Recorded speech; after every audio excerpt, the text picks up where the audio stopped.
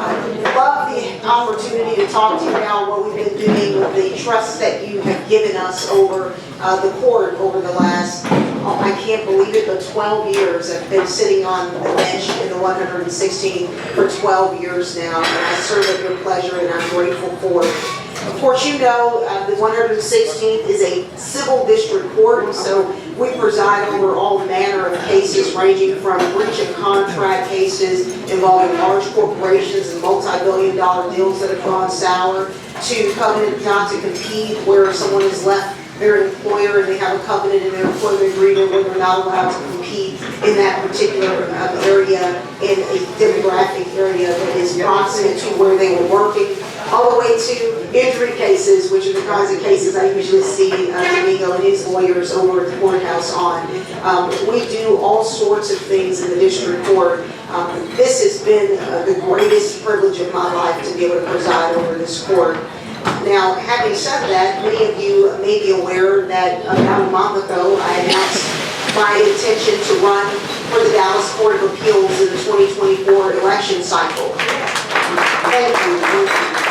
I want to be very clear that my decision to announce to run for place 13 in the Dallas Court of Appeals is not because I don't enjoy being a trial judge. In fact, I love being a trial judge, and I pinch myself every day that I walk in the courthouse and get the chance to do this work. But it's not really about, when you're a public servant, it's not about what you like. It's not about what you want. It's about how you can be of greatest service. And so as I sat down and asked myself, what is the highest and best use that I can make of the talents, the skills, the experience, and the exposure that I've been given, not just as a lawyer, but as a 12-year trial judge, it seemed appropriate that I would take that experience and those skills to the Dallas Court of Appeals. We have a wonderful Court of Appeals. With the help of all of you, you know that we flipped that court back in 2018 and then continue to add to that court in subsequent elections. But what I'd like to bring to the table is more experience of a person who has sat as a trial judge. We have a number of great justices there who have had the experience of being a trial judge. And I think that the experience of being a trial judge is critical in the role of an appellate justice. There often are circumstances where we are reviewing, justices are reviewing the decisions the trial judge has made on an abuse of discretion standard. And I think it really informs a justice's ability to be able to evaluate the record if they have been in that situation before, many times before. And so that's the kind of experience that I hope to bring to that environment and make good use of the experience that you all have given me for 12 years so that I can now move from being a trial judge to moving into being on the Court of Appeals where I'm in a reviewing capacity. But not only do I think it's a service to the public for me to do that, I think it's a service to our existing trial judges. I think trial judges will tell you that they appreciate very much when they have a trial judge on the Court of Appeals who's reviewing what they did, because that judge has sat in that seat before. They look for that evidence to determine whether or not a finding ought to be made or the record supported a certain finding. And so that's what I hope to be able to bring to the court. Just a final thing about me, I am married, I have a young son he is in the dual language program at Solo Prep School for Boys, so he's speaking to me in Spanish when he comes home every day, so it's a lot of fun to brush up on my Spanish and get an opportunity to engage with him on that level. My mother is also part of our household, my aging mother who lives with us, and we get to have a fun ride watching her interact with our son. But you all have just given me such a wonderful opportunity to serve in this capacity, and I thank you very much for it. I'm happy to take any questions that you have about the court, about my service, both on the trial bench and what I hope to do in the Dallas Court of Appeals.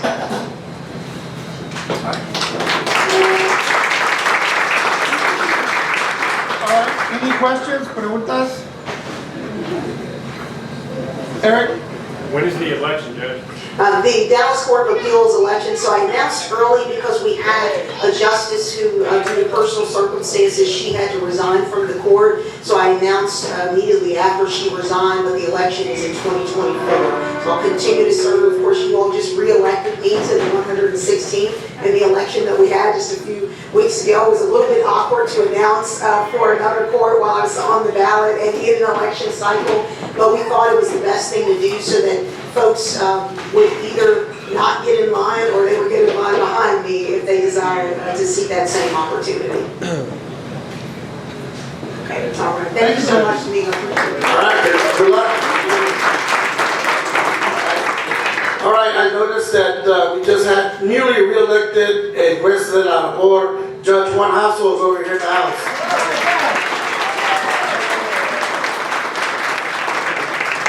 And for those of you who want to get married, he does have a Valentine's special for weddings.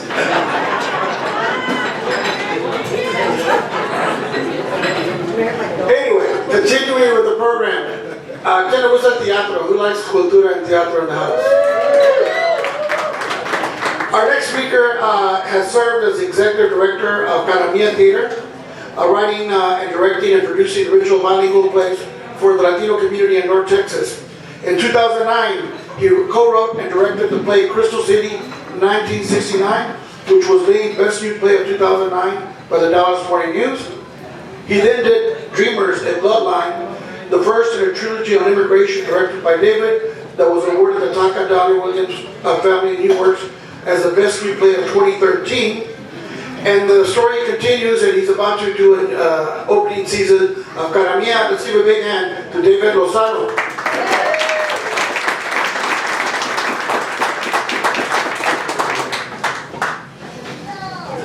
Thank you, Domingo. I also want to thank Domingo for being the longest standing sponsor of Caramia Theater. So thanks to Domingo. Thanks to Domingo, Caramia Theater has become the 5th largest Latino theater in the United States. Which makes us the largest in Texas and in the region. So I'm very proud to be here, especially at this time. Right now we are in the 4th production run of Crystal City 1969. So if you haven't seen this play before, you have time to come see it. We are running Crystal City 1969 until December 18th. And if you don't know the story, it's an incredible story about teenage students who were sick and tired of being punished physically for being Spanish, for speaking Spanish. They would be slapped in the face. They would have erasers thrown at them. They would be told to stand in the corner. Mexicanos were forbidden to start on the varsity football team, and they could not eat Mexican food in the cafeterias. And this was in the 60s in South Texas. So these students got tired of this treatment, and they walked out. And not only did they walk out and win the demands that they were pressuring from the school board, they decided to help the parents campaign for political office. And in a farm town of 10,000 people, Mexicanos and Chicanos made up 80% of the population. And the sleeping giant awoke in Crystal City in 1969, and these teenagers canvassed for adults who ran the table on the school board. And overnight, Mexicanos and Chicanos were running the school board and required Spanish to be spoken, read, and written by all students from pre-K to 12th grade. And that is transformation. And they also ran the table in city council. And Crystal City became an example of democracy at its best. And I have the pleasure to recognize one of the student leaders who was a teenager, a sophomore, who was not able to be a cheerleader before the walkout, but after the walkout, I want to introduce Diana Serna Aguilera.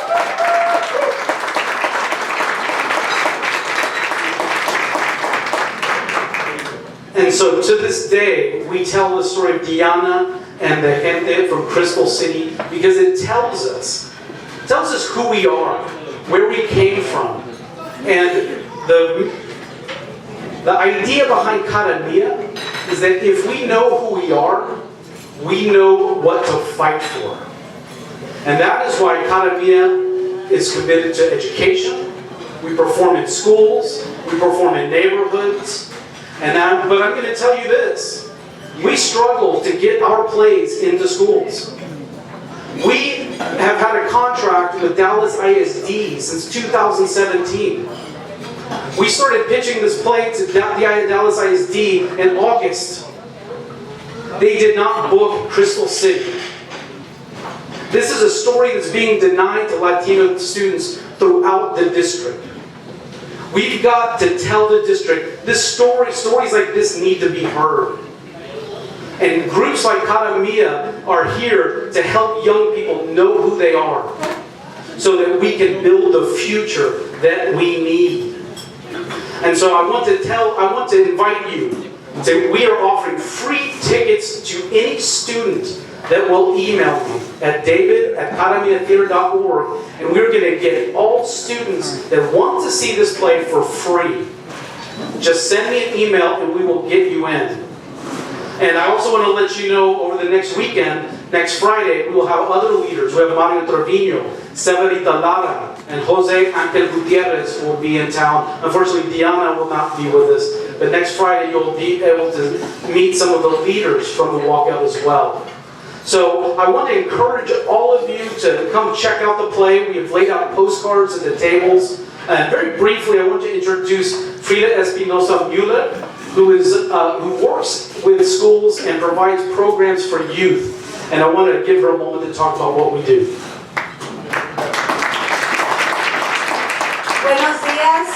Good morning, everyone. Well, I have been part of Cada Mia for 18 years now, and I'm proud to say that we have developed a very beautiful curriculum that touches all the time our culture and show our students at the old Dallas area that they can and should be proud of their own culture. So we have 5 different plays that we tour around Dallas, DSW area for our kids, and we just I wrote a new one play that is called Ursula, or Let Yourself Go with the Wind, that it touches about the family separation in Texas. But because these stories deserve to be there for our people to think about it, to reflect about it, and to know what things we can change and what things we should keep to keep us strong in our community. We also offer different programmation for classes, workshops that will touch theater and will touch drawing and music, and many times we make connections not only for the Latino culture but also to other cultures like African culture, many connections that are there because all our ancient cultures came from the same love and understanding to nature and humanity. So that's all. Thank you everybody for supporting Cada Mia, for supporting the arts and supporting through that culture. Thank you. Thank you. Thank you so much, and we'll drop some more postcards off if you wanted to. Yes, Ray. Yes. Gracias. Well, first of all, I want to commend, of course, our national chairman of the board, LNESC, for his sponsorship here. But for those of us, well,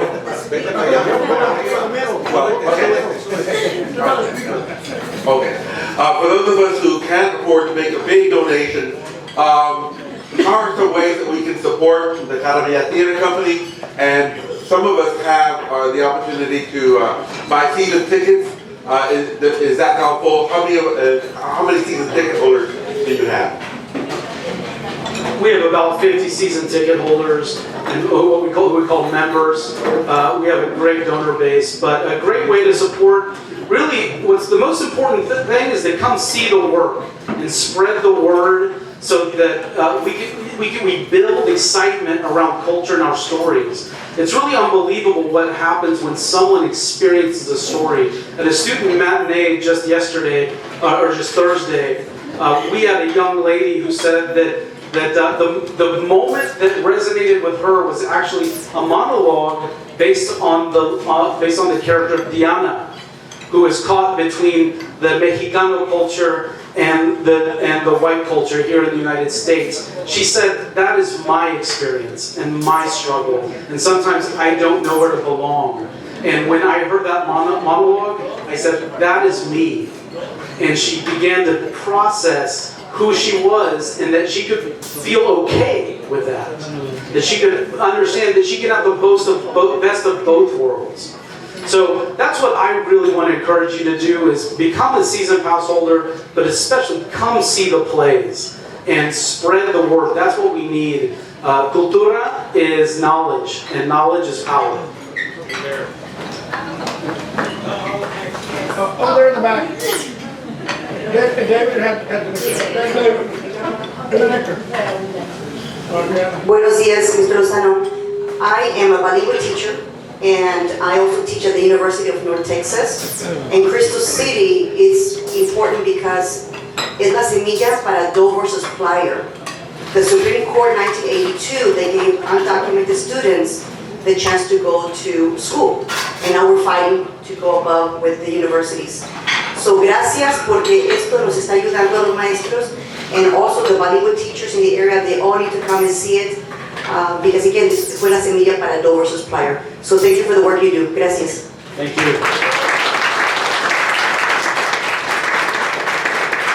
It's over here. There's another David over there in the front. Hey. Age before beauty. David, I keep on reading all the time, and also listening to the debates at City Hall regarding funding for the arts in this community. And I know that it's always a battle every year. Is there anything, I think on the political side, I think that this group here can probably help in that effort. They also can call their city council people, the mayor and others, and funding sources to make sure that they'll continue the great work that you're doing in our community. Can you speak to that, please? Sure. So one of the things that we realized, for example, when the pandemic hit, I realized that there were sources of revenue that we had to touch on, because we knew that the ticket sales weren't going to happen. So where were we going to look? We were going to look at our local, state, and federal government. We're also going to look at academic institutions, because this is where the money can't stop. So that's where we began investing even more time and attention.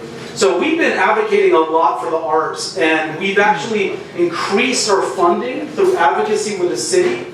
So it's really important to keep that going. So it's important to tell your council members the impact Academia has on people, on Latinos throughout the city of Dallas, as well as for youth. But I'm going to move over to, and what we learned from Crystal City, if we don't control the schools, we actually don't control a lot of the funding that is available to us. And we don't control a lot of the knowledge that is being circulated. So what I am seeking is, how do we advocate the school districts? And how do we advocate the school districts to let them know we need Chicano studies, we need Latino studies, and bilingual theater in our schools? Because we've got a district, as we know, that's over 70% Latino. So how are we going to prepare these young people to engage with their world like the young people did in Crystal City? Who's going to transform their communities? So this is what we need support with, is how can you contact your board member? How can you contact the superintendent? How can you let them know that Crystal City is playing at the theater and that they need to go see it? So this is a story that we can share with their kids. Because if they're not coming to the theater, they're not going to know. Because right now, we're stuck with some gatekeepers that are not helping us tell the story. How do we advocate to the top of the school districts, and not just Dallas, but throughout the Metroplex. So if you can help me with that, that's really what we need right now. David, over in the back. What? Graham Curry. I am very proud of what you're doing. It's on. It's on. Can you turn that one off? No, you're fine, go ahead. David, go ahead. So, when I got elected back in 2015 as a school board member,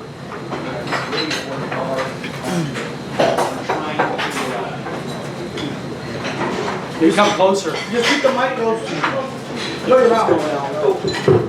there it goes. All right, so with me being elected now, I've really pushed for Mexican American Studies. And we have a class now of over 300 students, about 298 that have signed up for the class, but it's a credit. And they learn about this in our schools, and so I would like to ask you, what other school districts did you partner up with or try to partner up with? Because I would love for our students in the MAS class, Mexican American Studies, to go to this play. And, you know, if I can get an email from you and I can send it off to the administration. But one interesting fact about me is when I first was at UTA, my degree was political science. And I had no clue on what class to pick. And the academic advisor said, pick these classes here, whichever one that you want. And of course, me being Mexican, I saw on there Mexican-American politics with Jose Angel Gutierrez. And that's I said, I want that one. And I picked that class and I learned about all these leaders. I learned about Domingo Garcia, the Alonsos, the Medranos. And this class really, I was like a baby in a candy store, just writing down notes and fact checking about all these, you know, Chicano leaders. And so that brought a sense of pride in me, and I learned. And the second class was African American Politics by Jose Angel Gutierrez. And so, you know, that's something that I learned, and I really appreciate what you're doing. Would love for our students to go get that knowledge and learn about Crystal City. They learn about it, this would be even better for our students. Thank you. Thank you so much, Mr. If any teacher that wants to bring their students, they just send me an email and we'll get them tickets. That's all we got to do. So, but we're reaching out to all districts. We just had, for example, Tyler ISD come by. So we're reaching out as much as we can, but we'd love to work with Grand Prairie. Hi, my name is Carol Donovan, and I was wondering if you had approached the community college system, because about half of the trustees for that system are Hispanic. Yes, we're actually working very closely with Dallas College. Our rehearsals took place at the Mountain View campus, and all three of those Latino board members are trustees, are donors to the company. And so we've been hosting Dallas College faculty and staff all week, as well as students. So we are absolutely, and we have the same invitation out to Dallas College. So they're doing a great job of all 6 campuses circulating that information. So we're connected with especially Mountain View, Cedar Valley, and Eastfield. Okay, we have another question over here. Yes, I was just curious to find out when you approached Dallas ISD if Dr. Stephanie Alessandra was already the superintendent. Was that your contact person? And if not, most of us have a good relationship with her, and maybe we can send this short segment of the video or something like that as a message to her, since, you know. No, we were, our relationship historically has been with the director of theater and dance, and so the previous director of theater and dance booked us every single year, and she relied heavily on us for virtual plays during the pandemic. So when she left, the new director just kept postponing the meeting. Jose Angel would call it the runaround. So I think that's what we got. So, but what it means is we had to go to the schools, but when we went to the schools seemed to struggle with buses. So the administrative office could have fixed that. So, but again, if we could speak with the superintendent, I think that would help us go a long way. Okay, last question over here. David, I'm Gracie with North Texas LULAC Youth. I want to thank you for allowing our LULAC Youth from District 3 to come and see the play Thursday night. So we're bringing about 50 LULAC Youth to see Crystal City. So thank you. Thank you very much. We're going to go ahead and continue. I just want to say, Diana is here. She wanted to be a cheerleader in Crystal City, but she was too brown and too Mexican to be a cheerleader. So they turned her down, and the walkout started because they wouldn't let Mexican-American girls be cheerleaders in Crystal City High School. And that's when the walkout happened, because every padre and madre le dieron la madre a los que estaban ahí. Anyway, and they won the elections. And also, there's for those of you who are interested, there's also a movie on the life of Gus Garcia, who was a LULAC attorney in 1956, who argued Mendez versus Westminster, that he was the first minority attorney to argue before the U.S. Supreme Court that ended the segregation of schools, Mexican and white schools, in California, 2 years before Brown versus Topeka. And also ended Hernandez versus Texas. He argued that case before the Supreme Court that allowed Mexican Americans to serve in grand juries in Texas in 1958. So if you have a chance, I think it's on Netflix, Gus Garcia, The Life, he's an attorney from San Antonio. All right, our next speaker is currently serving her 4th term as a presiding judge for Dallas County Court of Law No. 1. She was recently re-elected for her 5th term as a judge. She's a board member of the State Bar of Texas, holding a certificate in civil jurisprudence from the Texas College for Judicial Studies. Her term as local administrative county judge for Dallas County Courts recently concluded, and she serves on the Dallas County Dispute Resolution Center. Let's give a big hand to Judge Demetra Benson.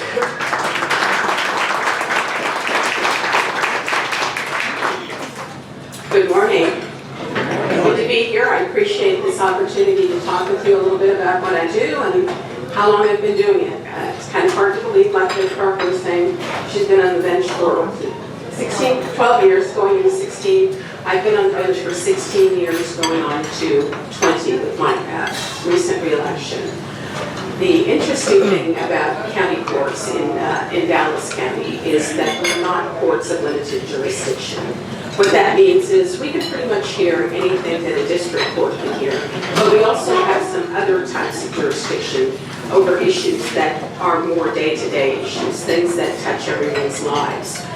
Eviction cases, for example, or eminent domain. If the state decides that it wants to take your property, those cases get filed in the county courts. And so we hear a large variety of cases, anything from a debt collection case to a medical malpractice case to a business dispute between titans like IBM and Xerox, or it could be between Joe Schmo and Harry Blow.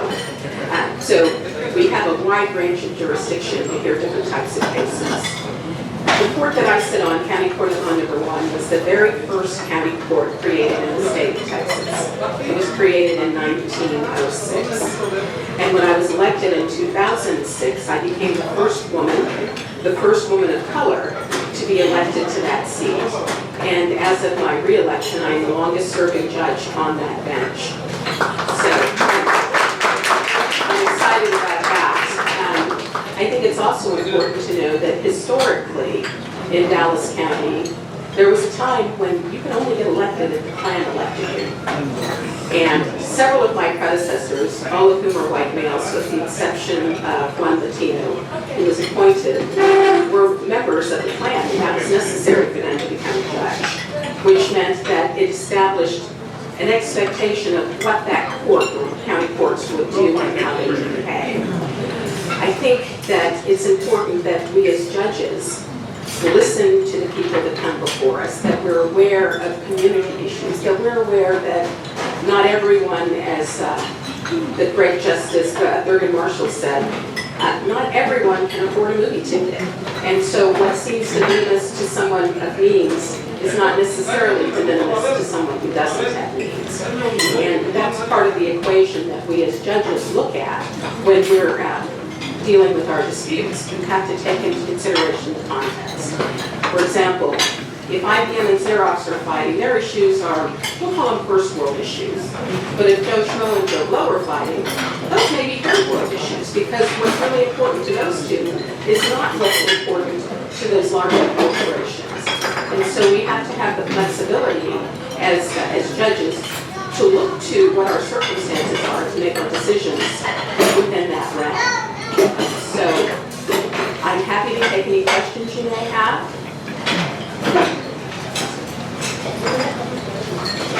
Good morning, and thank you for coming out with us today.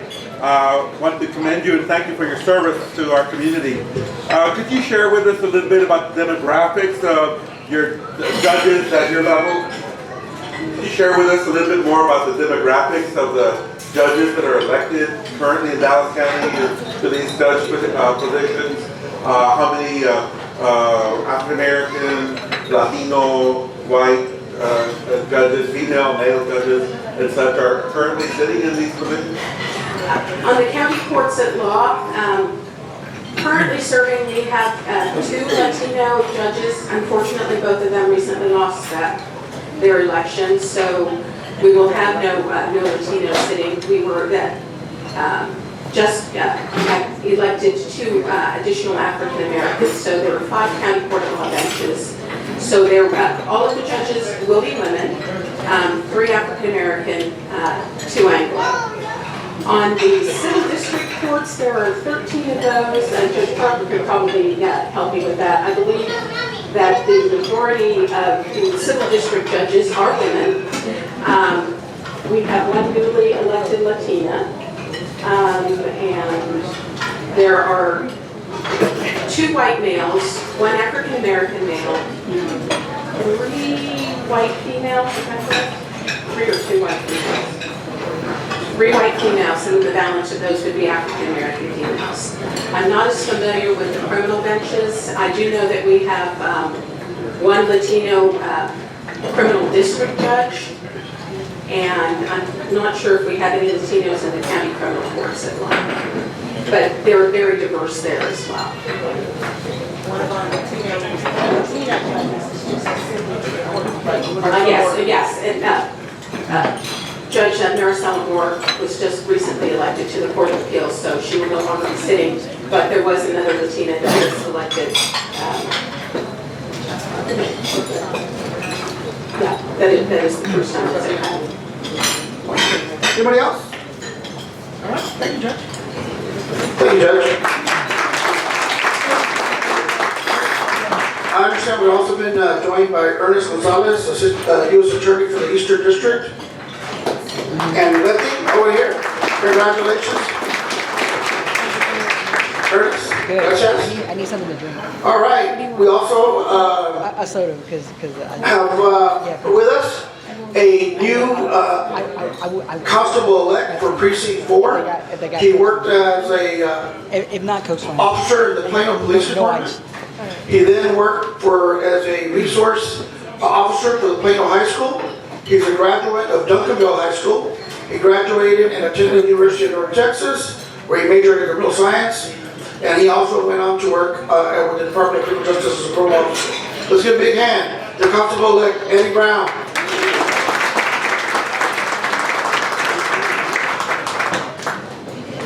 Good morning, thank y'all for having me. Matter of fact, I'm still working for Plano, and in a few minutes I head up there to go to work. So, but for those who Precinct 4 covers the half of DeSoto, City Hill, Grand Prairie, Carrollton, Bell, and Urban. So if y'all live in those cities, you voted for me, thank you. If you didn't vote for me, hope I can earn you vote the next go around. So a bit about me. I used to be a parole officer, and I deal with the sex offender murderers. I deal with everybody who had electronic monitoring. So when I worked there, I know we had to punish people who didn't pay fees. And then I had to realize, why were you paying fees? Because you couldn't find jobs that hired ex-offenders. So I took it on the task to get out there in the community and find employers who hired ex-offenders so they can have steady employment and they can pay their fees. So that's one of the things I'm all about, working with the community. And so if anybody out here has any events, I mean, I would love to assist with that, attend. And I would love to give you my personal cell. I don't take office January 1st, so I'm still, like I said, I'm still a Plano police officer. And God willing, I can serve the term, multiple terms, God willing. So if you guys have any questions for me.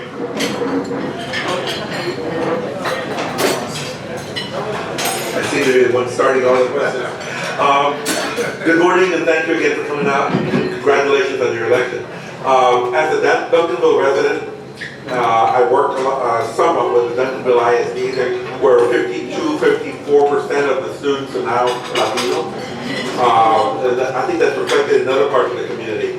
Can you talk to us about your staffing that you plan and who you bring on with you? And are you willing to make a commitment to ensure that you have a reflection of the community, especially the younger community that's going to be there, going to possibly be in contact a lot more with the constable's office, to have Latino or Spanish-speaking individuals who can interact with them in the language that they have?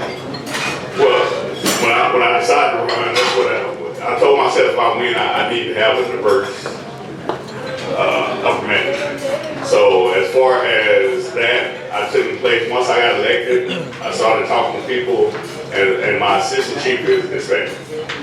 And like I said, I wanted to be diverse so we can serve every community, and not just be one nationality. We need to be diverse to serve every community. And what Duncanville used to be in precinct 4, but they took it out and put it in precinct 1. But I love Duncanville since I'm a graduate there. Anybody else? Good morning, my name is Michelle Long-Krause. I'm chair of the Dallas Area Rapid Transit Board. I wanted to bring up the organization of Unlocking Doors, which provides resources for transitioning ex-offenders into finding jobs and housing and transportation. It's a great organization, and it might be something that, if you're not working with them, would provide a lot of valuable resources for your office. Yes, I would love to work with them. I'll give you my contact number as well.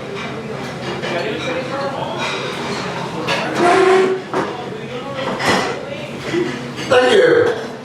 I did want to recognize Michelle Wong over here, chairwoman of DART, joining us in the house. All right, that was the final speaker. At this time, we're open for community announcements. Esa fue la última persona que voy a hablar. Estamos abiertos para anuncios de la comunidad.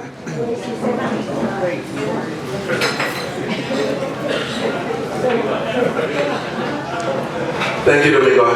Once again, you pulled together an awesome program this morning.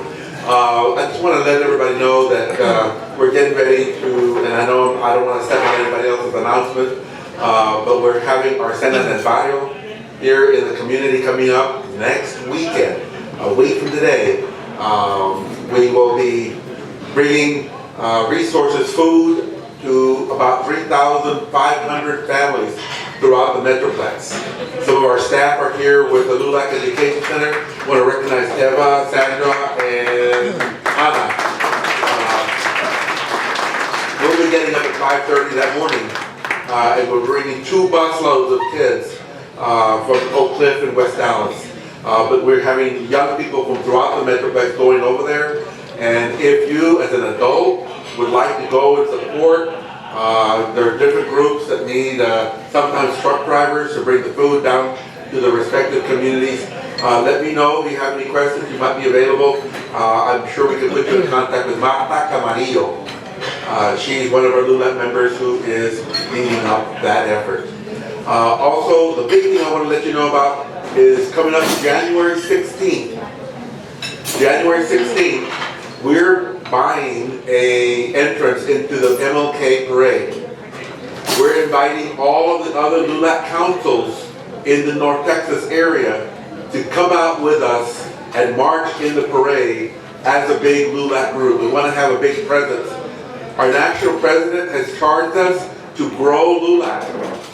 He's making a lot of big efforts. There's a lot of things out there. One way we have to do it is we have to raise our visibility. People have to know that we're here and we're active and we're doing things. One of the ways we do that is by being in events and programs like the MLK Parade.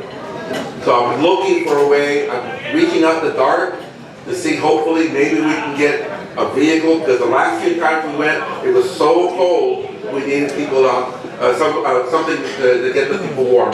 So January 16th, MLK, December 10th, Cena del Valle. Ray.